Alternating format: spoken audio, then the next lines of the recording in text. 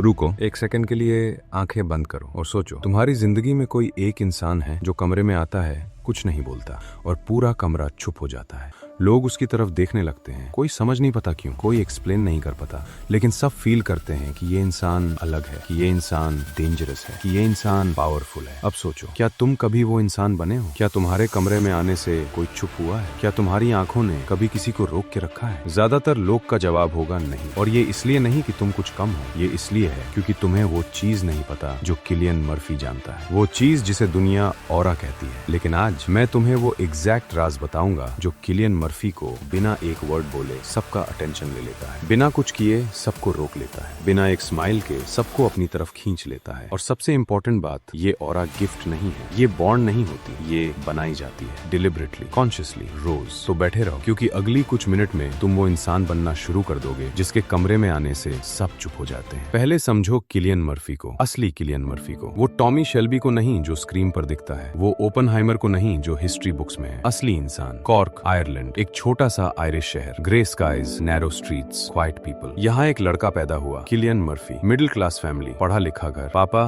Teacher, मामा French पढ़ती थे। कोई स्पेशल बैकग्राउंड नहीं, कोई फिल्मी कनेक्शन नहीं, सिर्फ एक ऑर्डिनरी लड़का जो लॉ पढ़ना चाहता था। लेकिन एक दिन एक लोकल थिएटर ग्रुप ने एक प्ले की और सिलियन को किसी ने बोला ट्राई कर। वो गया, स्टेज पर चढ़ा, एक लाइन बोली और डायरेक्टर ने रिहर्सल रोक दी। सबने सिलियन की तरफ देखा, किसी ने कुछ नहीं कहा, लेकिन कमरा चुप था। वो साइलेंस, वो पहला मोमेंट जब सिलियन मर्फी ने जाना कि उनके पास कुछ है, कुछ ऐसा जो वर्ड्स में एक्सप्लेन नहीं होता, लेकिन सब फील करते हैं। अब यहाँ एक चीज है जो कोई नहीं जानता, किलियन मर्फी स्टेज पर आके चुप खड़े रहने वाले इंसान रियल लाइफ में सबसे ज्यादा बात करने वाले इंसानों में से एक थे। हाँ, कॉलेज में वो बहुत सोशल थे, दोस्तों के साथ hang out, music, bands, parties. तो फिर वो इंसान इतना साइलेंट, इतना इंटेंस, इतना मिस्टीरियस क्यों लगता है? क्योंकि उन्होंने एक डिसीजन लिया, एक deliberate, calculated, cold blooded decision. जिस दिन से उन्होंने एक्टिंग सीरियसली ली, उन्होंने अपनी पब्लिक पर्सनालिटी कंप्लीट बदल ली। उन्होंने चूज किया साइलेंस, उन्होंने चूज किया मिस्ट्री, उन्होंने चूज किया डार्कनेस, और यही चॉइस, यही एक डिसीजन उन्हें बाकी सब एक्टर्स से एक अलग ही दुनिया में ले गई। अब आता हूँ उस राज पर जो ट्रूली शॉकिंग है। Cillian Murphy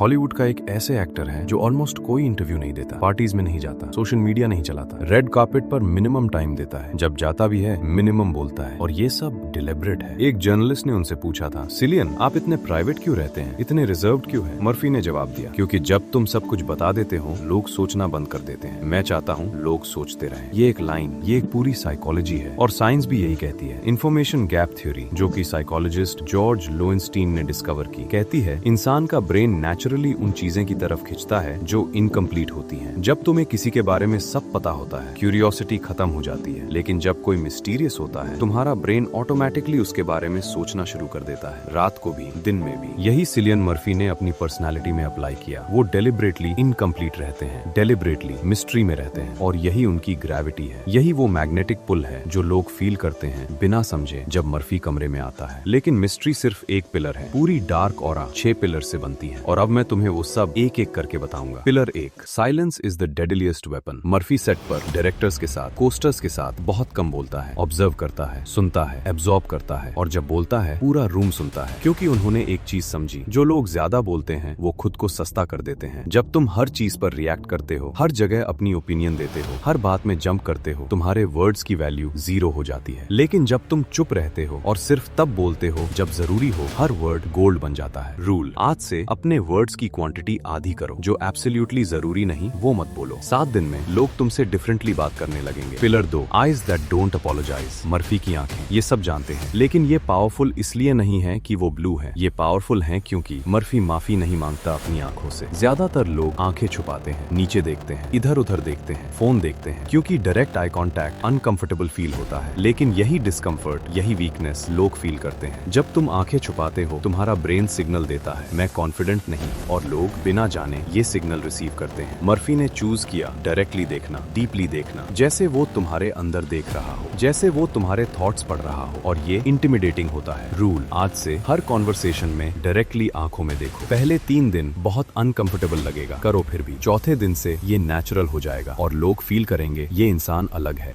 pillar 3, mystery is magnetic. एक एक्सपेरिमेंट हुआ था। 2 ग्रुप्स ऑफ पीपल को एक ही इंसान के बारे में बताया गया। पहले ग्रुप को उस इंसान की हर चीज बता दी गई, दूसरे ग्रुप को सिर्फ थोड़ी सी इन्फॉर्मेशन दी गई। रिजल्ट्स, दूसरा ग्रुप उस इंसान में कहीं ज्यादा इंटरेस्टेड था, कहीं ज्यादा क्यूरियस था, कहीं ज्यादा अट्रैक्टेड था, क्योंकि इनकम्प्लीट इन्फॉर्मेशन ब्रेन को एक्टिव रखती है। मर्फी ये जानता है, इसलिए वो अपनी पर्सनल जिंदगी कभी शेयर नहीं करता। कोई सोशल मीडिया पोस्ट नहीं, कोई गॉसिप नहीं, कोई अननेसेसरी पर्सनल डिटेल्स नहीं। और यही उनकी ग्रेविटी है। लोग नेचुरली उनके बारे में सोचते रहते हैं। रूल, अपनी जिंदगी का हर अपडेट पब्लिकली शेयर करना बंद करो। कुछ चीजें सिर्फ तुम्हारी रहें, कुछ राज सिर्फ तुम्हारे अंदर। मिस्ट्री बनाओ, ग्रेविटी आएगी। Pillar 4, stillness that intimidates. Murphy screen पर कभी नर्वस नहीं दिखता। रियल लाइफ में भी वो रिमार्केबली स्टिल रहता है। कोई अननेसेसरी फिजिटिंग नहीं, कोई नर्वस मूवमेंट्स नहीं, कोई ऑकवर्ड जेस्चर्स नहीं, बस काम, स्टिल, प्रेजेंट। और ये स्टिलनेस ये पीपल को अनकंफर्टेबल करती है, क्योंकि नर्वस लोग फिटगेट करते हैं, अनश्योर लोग ज्यादा मूव करते हैं। लेकिन जो इंसान कंप्लीटली स्टिल होता है वो कॉन्फिडेंट लगता है, वो डेंजरस लगता है, वो इन कंट्रोल लगता है। साइकोलॉजिस्ट कहते हैं जब एक इंसान बहुत स्टिल होता है, दूसरे लोग ऑटोमेटिकली अज्यूम करते हैं कि ये इंसान किसी भी सिचुएशन को हैंडल कर सकता है। रूल, जब भी नर्वस फील करो, डिलिबरेटली स्लो हो जाओ, धीरे बोलो, धीरे मूव करो, धीरे ब्रीथ करो। स्टिलनेस प्रैक्टिस से आती है, और एक बार आ गई तुम वो इंसान बन जाओगे जिसे रूम में देख के लोग रुक जाते हैं।